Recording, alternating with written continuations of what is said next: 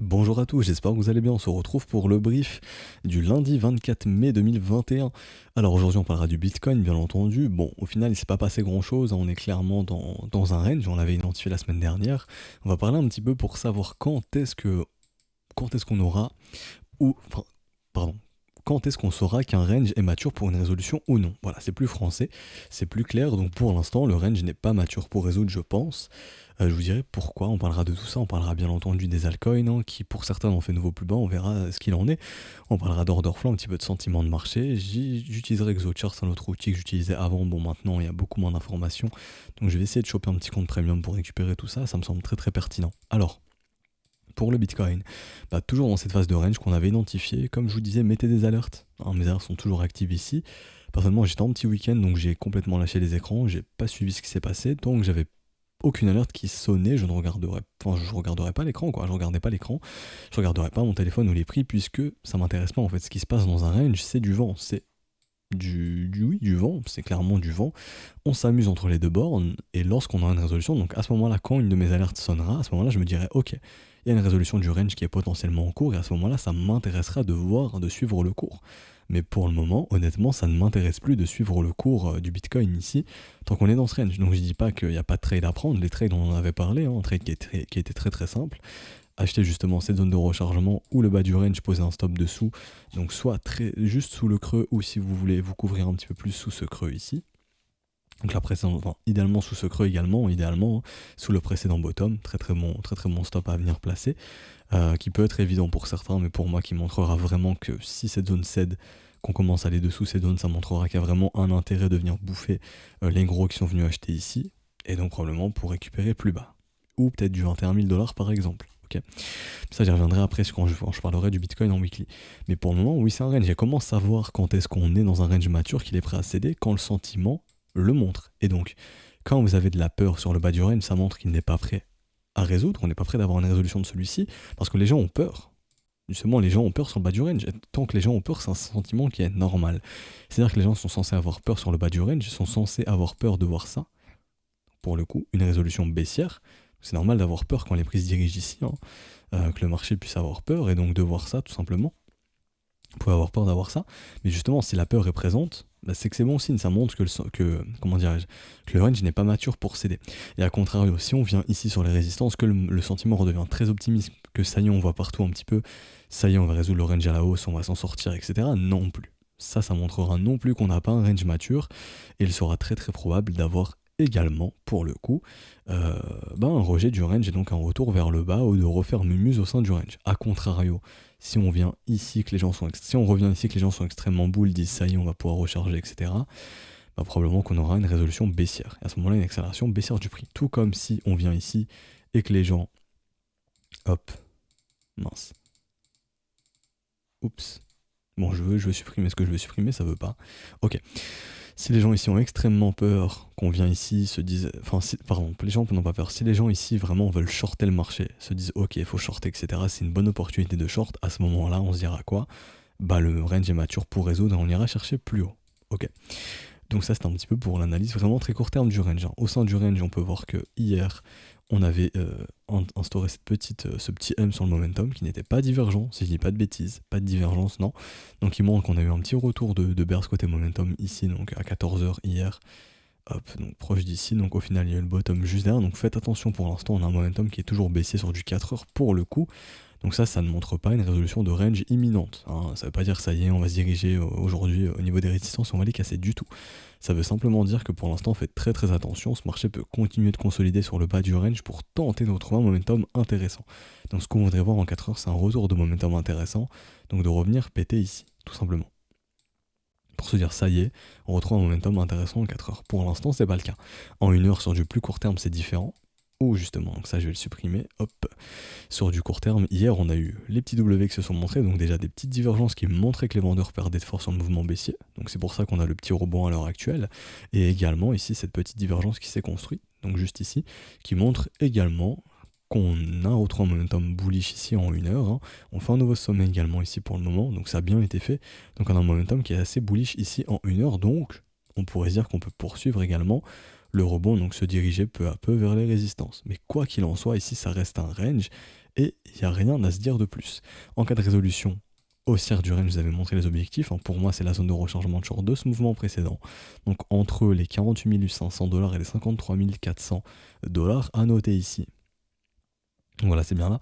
À noter ici qu'on a laissé des creux dans la value ici, qui seront probablement retestés. On reviendra chercher ces zones de prix. Donc ça peut être une bonne zone d'opportunité pour chercher des shorts si vous voulez shorter ce marché ou sortir de ce marché potentiellement. Voilà, rien de plus à ajouter.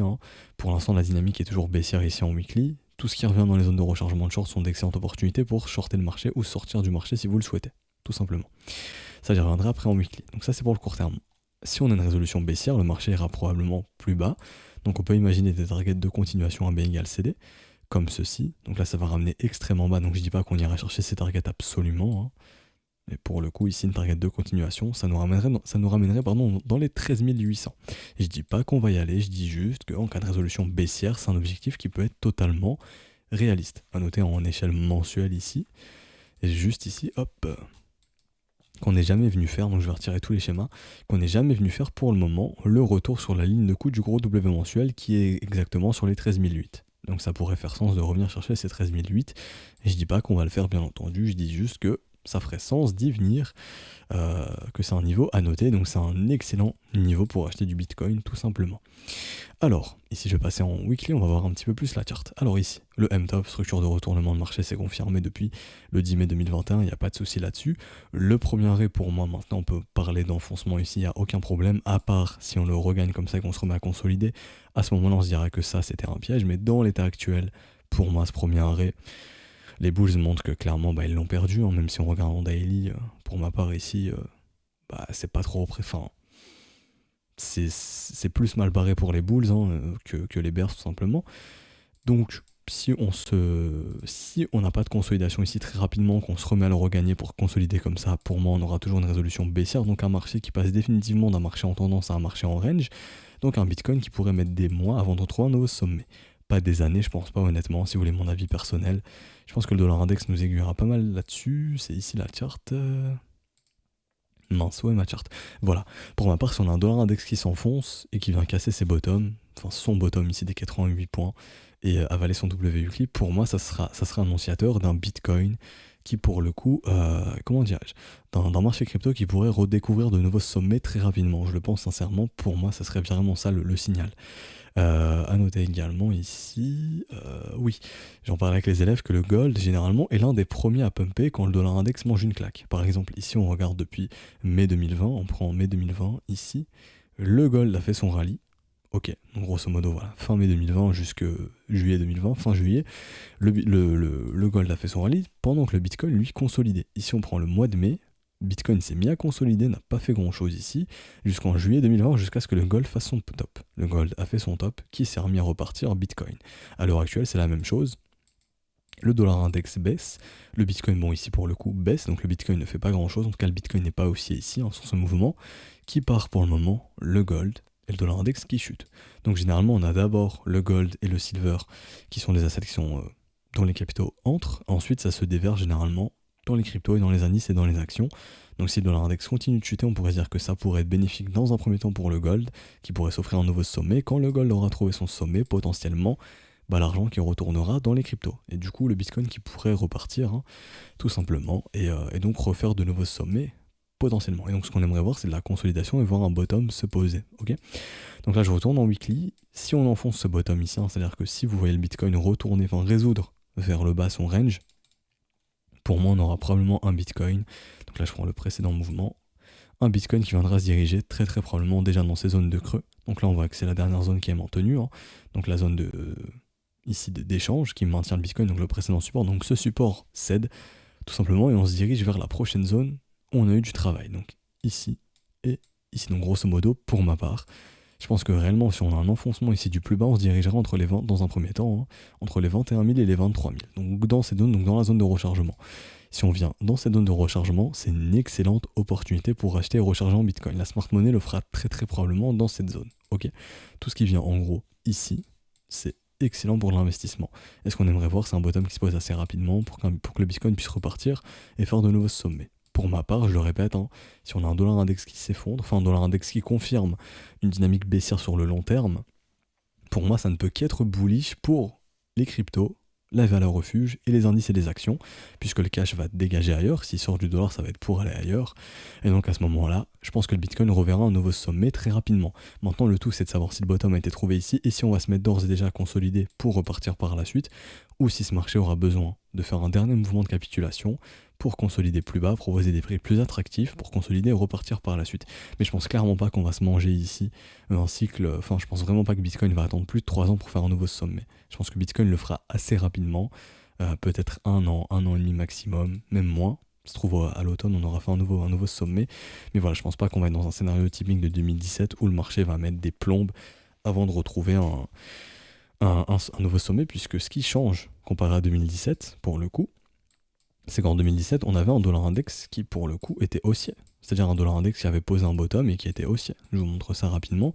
Mais ça, c'est le Bitcoin en 2017. Ça, c'est le dollar index ici en 2018. Le dollar index ici, il était haussier. C'est-à-dire que de 2018 jusque mars 2020, donc toute cette phase pendant la consolidation du Bitcoin, le dollar index, lui, il était haussier. Quand on regarde ici, le dollar index était baissier, donc le Bitcoin a bien explosé. Donc ce qui m'invite à penser que si le dollar index, pour le coup, continue d'être baissier ainsi, tout comme lorsque là, le dollar index baissait en 2016, qui a fait son énorme rallye jusque grosso modo en fin d'année 2017, c'est le Bitcoin. Donc à chaque fois que le dollar index explose contre le sol, le Bitcoin, lui, performe beaucoup. Donc pour moi, ça ferait pas sens d'avoir un dollar index qui s'effondre, ici un Bitcoin qui, lui, s'effondre ou ne fait rien pendant 3 ans. Non. Pour moi, ici, ce serait clairement un dollar index, s'il s'effondre, un dollar index qui est baissier. Donc pensez pas un dollar index qui s'effondre en mode on se retrouve à 80 points dans 3 jours. Non. Ça peut être le cas, mais c'est très peu probable. Mais un dollar index qui prend une dynamique baissière sur le long terme, comme ceci. Donc un dollar index qui baisse doucement mais sûrement, jusqu'à trouver un bottom, puisqu'il trouvera un bottom très très probablement un jour ou l'autre. Hein. Le dollar, il va pas s'effondrer, le dollar index va pas être dévalué, va pas perdre en vélocité contre les autres monnaies toute sa vie. Au bout d'un moment, voilà, il y a des cycles, cycle haussier, cycle baissier, mais le Bitcoin pourrait poursuivre. Et donc pour moi, si on entre dans cette phase, c'est ce qui me montre qu'on pourrait soit poser un bottom très rapidement comme ça, ou le bottom a déjà été posé, et à ce moment-là, on peut d'ores et déjà rentrer dans de la consolidation ici, et avoir un Bitcoin qui va se mettre à consolider ainsi, et retrouver une dynamique haussière pour s'offrir un nouveau sommet très rapidement, peut-être pour la fin d'année ou avant.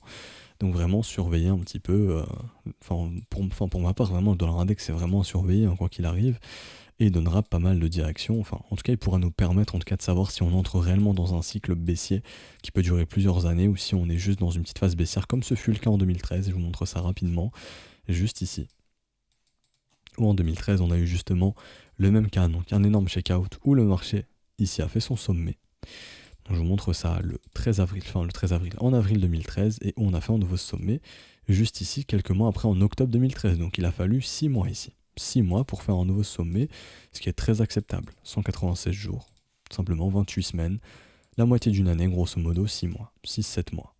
A contrario, en 2017, même ici pour le coup, on avait un dollar index qui ici pour le coup avait pris énormément en valeur, si je dis pas de bêtises, j'ai pas regardé, mais de 2013 ou pas, je vais vérifier ça pour le coup. C'est vrai que j'ai pas regardé, je vais prendre ma charte qui est ici, je sais plus où elle est. Oups, mince, où est ma charte ? Je me suis perdu dans mes charts, c'est pas ici, ah c'est ici pour le coup, mince. Donc j'ai envie de voir pour le coup, de 2013 à 2017, comment était le dollar index. Pareil ici, de 2013 à 2017, dollar index était fortement haussier, donc Bitcoin a fortement consolidé. Ensuite, ici de même, Bitcoin a fortement consolidé pendant très longtemps, on a mis 3 ans à faire un nouveau sommet, quand le dollar index lui aussi également rebondissait fortement de 2017 jusque 2020. A contrario, en 2013, je sais pas, j'ai vu ça avec les élèves pour le coup, à voir si c'est le même scénario ou non, mais que faisait le dollar index du coup en 2013 ici, quand le Bitcoin a fait un petit peu mieux, j'ai vu ça avec les élèves, donc grosso modo ils faisaient rien de ce que j'ai vu. Donc le gros rallye jusqu'au décembre 2013, ici, hop, décembre 2013, tac. Voilà, grosso modo, le dollar index baissait. Il faisait pas grand chose. Par contre, quand le dollar index il s'est mis à bien partir, qui a fait son sommet, le Bitcoin. Donc voilà, à chaque fois qu'on a des cycles longs, c'est quand le dollar index est dans une dynamique haussière. A contrario, quand le dollar index ne fait pas grand chose, les mouvements baissiers sont très courts. Et quand le dollar index baisse, le Bitcoin se reprend très très vite. Donc voilà, je sais que je me répète, mais si le dollar index s'effondre, si le dollar index prend une dynamique baissière à long terme, je pense que le Bitcoin fera un nouveau sommet très rapidement. Il ne faudra pas attendre 3 ans pour revoir un nouveau sommet sur le Bitcoin, et donc probablement sur les altcoins également, avoir un regain de capitalisation pour ce marché. Donc pour le weekly, honnêtement, j'ai fini. Pour le moment, je vois toujours un momentum baissier, une dynamique baissière. Maintenant, donc, du coup, dans ce marché, tout ce qui rebondit est plus intéressant à shorter que d'acheter, bien entendu. En tout cas sur Bitcoin, hein. Pour ma part sur les altcoins, les zones, enfin les localisations sont très très bonnes. Donc c'est le moment de commencer à reconstruire des positions acheteuses. Je dis bien commencer, pour moi c'est encore beaucoup trop tôt. Il y a zéro signe de bottom sur les alts à l'heure actuelle, donc c'est beaucoup trop tôt encore. Et je le précise, donc il faudra être patient, tout simplement, et attendre que les bottoms se posent définitivement. Pour l'instant, c'est trop tôt. Mais quoi qu'il en soit, sur le Bitcoin, tout ce qui est amené à rebondir sera amené à être vendu. En tout cas, c'est ce qu'il faut suivre, tout simplement, tant que la dynamique reste baissière. Donc pour le Bitcoin, j'ai fini. C'est toujours un range. Je vous ai donné les objectifs plus bas, tout simplement. Les objectifs plus hauts, je ne peux savoir dans quelle direction sera la résolution du range. Moi, ce qui m'intéresse, c'est l'order flow ici. Alors, juste ici, et on peut voir que le sentiment est majoritairement baissier au sein de ce range. Donc le range, grosso modo, c'est ça. Oups, c'est ça. Ok, et on voit majoritairement le funding qui part dans le négatif. Donc ça montre clairement qu'on est dans un sentiment qui est baissier, dans un sentiment de peur également, et qu'ici on le voit, hein, l'intérêt augmente énormément lorsque le funding est négatif.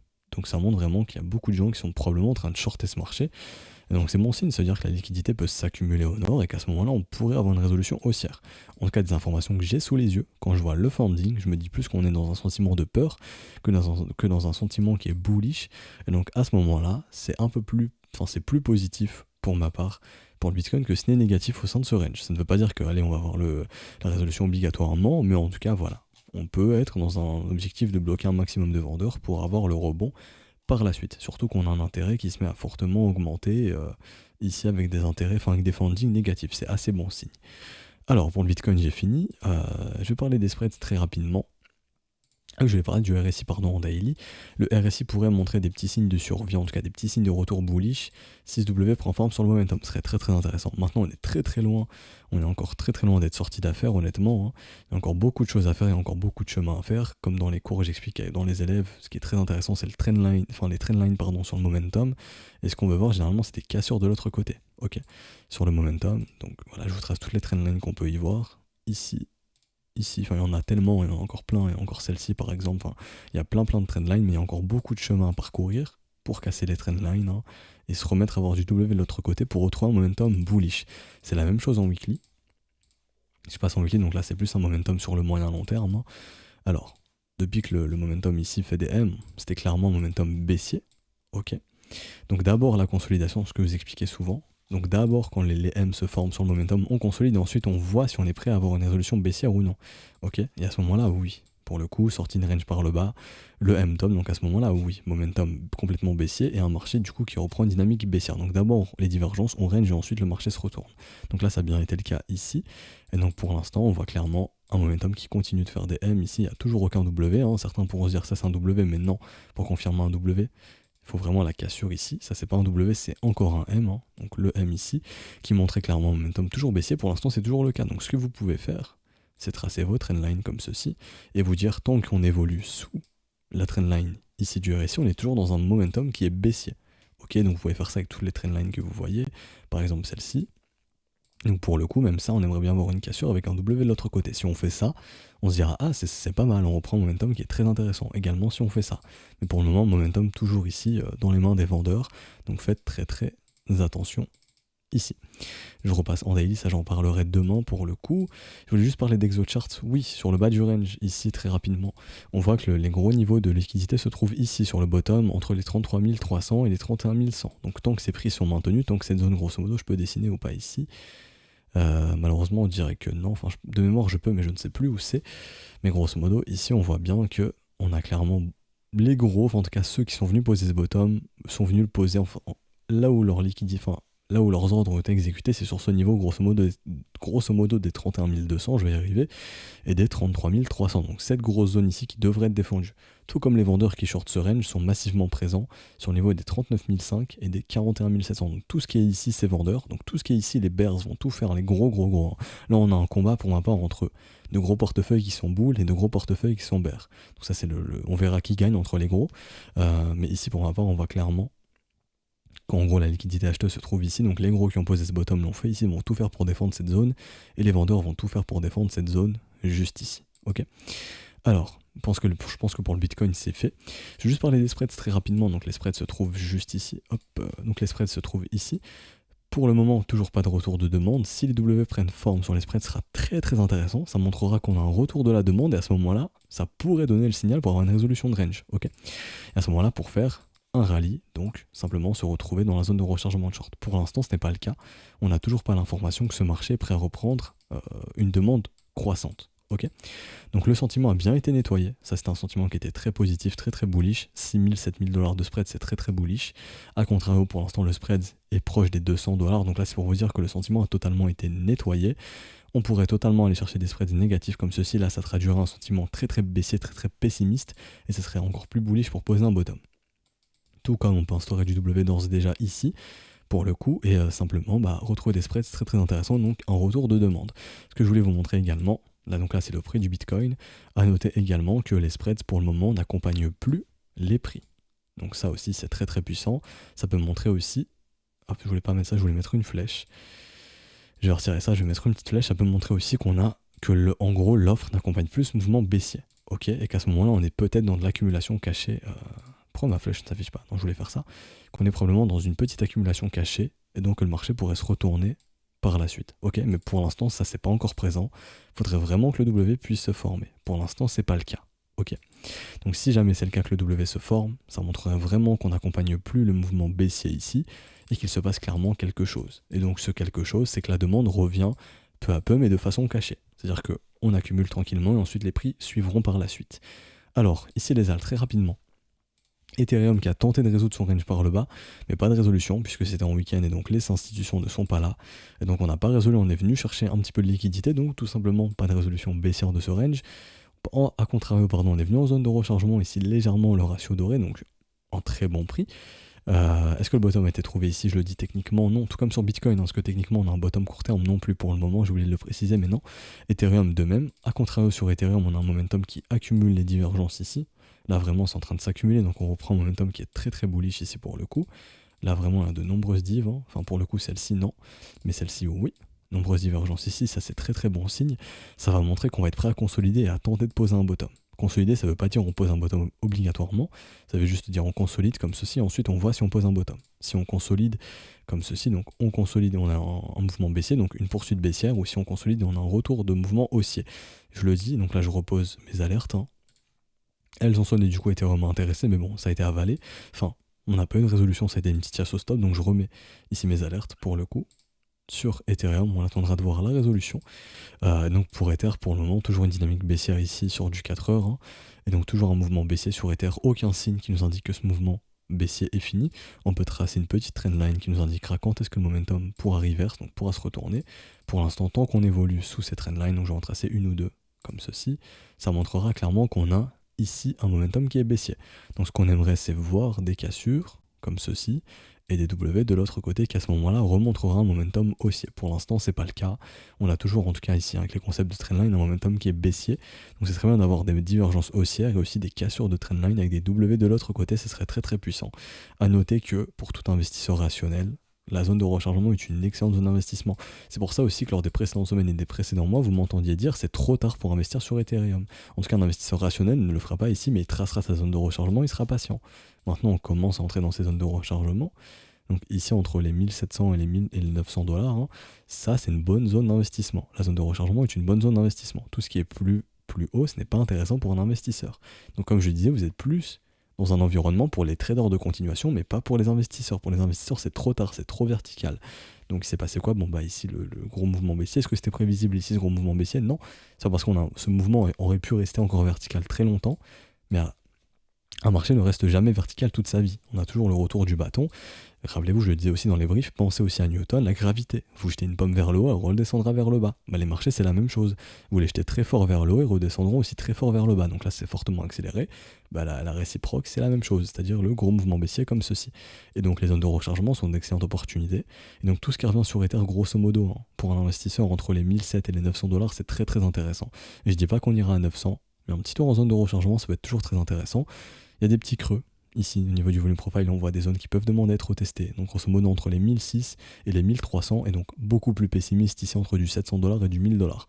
Je dis pas qu'on ira entre 700 et 1000 dollars, mais s'il y a la smart money qui va accumuler, ils peuvent le faire dans ces zones. Tout comme ça pouvait paraître irréaliste d'avoir un Ether qui passe de 1004 et 80 dollars à 50, non, 80 dollars, oui, je me disais non, c'est pas 50, 80.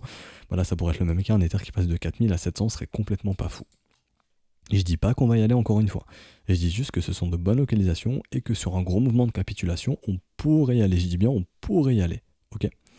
Donc ça, c'est complètement différent. À noter que sur du court terme, toujours aucun signe de bottom. S'il y a des signes de bottom qui se mettent en place, j'en parlerai. Pour l'instant, c'est pas le cas. Ensuite, le petit XRP pour le coup. Alors lui qui tente de résoudre vers le bas également sa zone de combat, on verra si ça se confirme ou non. Si on continue à faire de nouveaux plus bas, ça sera bien confirmé. XRP de même, tout ce qui revient en zone de rechargement, ce sont d'excellentes localisations. Donc là, c'est vraiment une bonne zone pour les investisseurs, tout simplement. Comme c'était le cas ici où les gens paniquaient. Lorsqu'on a eu ce mouvement, on est revenu en zone de rechargement, on a posé un bottom, on est reparti. Donc la zone de rechargement, ça sert à ça, à poser des bottoms pour repartir. Ici, on voit bien qu'on a un creux dans la value, donc le marché demandera à faire du business ici, entre grosso modo les 66 centimes et les 86 centimes. On est en train de proposer du business ici d'ailleurs. Et donc, on aura également ici des zones de creux, donc le marché peut y revenir, sait-on jamais si on a vraiment un gros mouvement baissier, une capitulation totale du marché, un XRP qui revient titiller du 31 centimes, 45 centimes serait pas aberrant non plus, et ça serait d'excellentes zones de très très bonnes localisations et de très très bons investissements si vous pouvez acheter dans ces prix, et encore plus si des structures de bottom se posent, par exemple comme ceci. Ok, ça ce serait vraiment très très boule. Maintenant, notez que la dynamique est baissière ici en daily pour le moment, et laissons la dynamique daily être baissière. Pour l'instant, aucun signe de bottom sur ce mouvement baissier, pas comme ici, où vous avez le mouvement baissier, les W se montrent, ok, signe de bottom, on est prêt à repartir. Pour l'instant, c'est pas le cas. Donc soyez patient, pas de signe de bottom. Ceux qui sont vraiment investis sur long terme, qui s'en foutent un petit peu des structures, etc., vous pouvez d'ores et déjà construire des positions acheteuses, recharger doucement, puisqu'on est dans des zones de rechargement, ce sont des zones qui sont très très intéressantes.